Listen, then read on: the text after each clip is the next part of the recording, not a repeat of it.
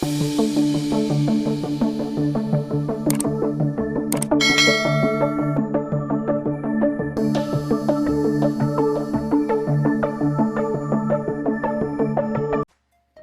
tayo magpatuloy, huwag kalimutang mag-subscribe sa aking channel.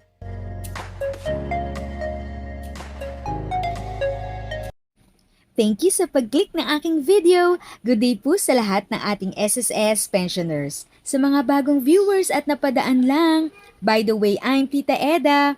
Welcome to my channel.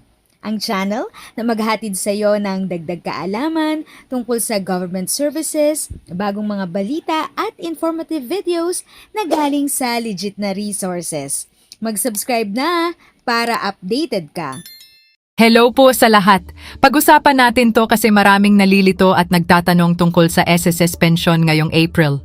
So ganito yan, yung Social Security System or SSS, may sinusunod talaga silang schedule system pagdating sa pension release. Hindi siya sabay-sabay para sa lahat, kaya minsan may nauuna, may nahuhuli, at doon na nagkakaroon ng confusion. Ngayon, focus tayo sa second batch ng pensioners. Kung ikaw ay pensioner, importante na alam mo yung tinatawag na DOCS or Date of Contingency.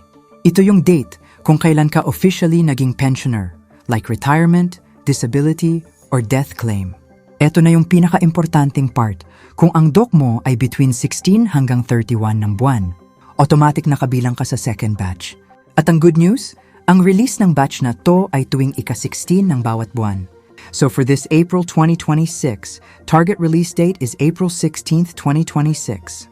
Pero wait, ito yung hindi agad sinasabi ng iba.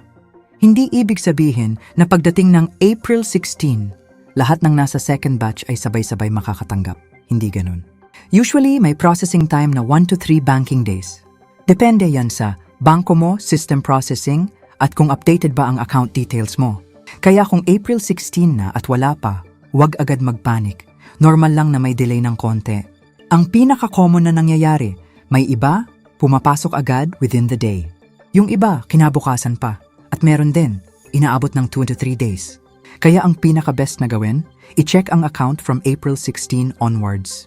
Make sure na active at updated ang bank account mo. At kung wala pa, after ilang days, saka ka mag-follow up. Now, real talk lang, maraming pensioners ang nag-aalala agad kasi akala nila delayed na.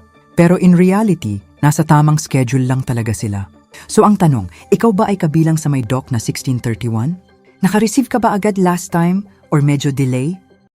If sa tingin mo, natulungan ka ng video ko na ito, nakasave ka sa oras mo, you can click yung thanks button at any amount ay malaking help sa pag-grow ng channel ko. Yun lang po muna ang aking update.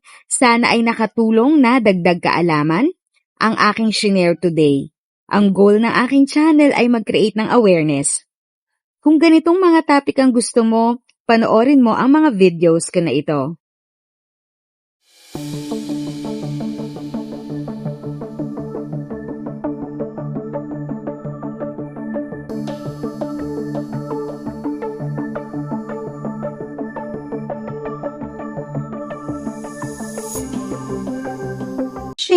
Kung may kapamilya, kaibigan o kakilala sa tingin mo ay magiging interesado sa video, please share or tag sila sa comment section. At syempre, if nagustuhan mo ang video, i-like mo na ito at subscribe ka na din. As always, feel free to write your questions, comments, and opinions respectfully. And continue to be a blessing and stay safe.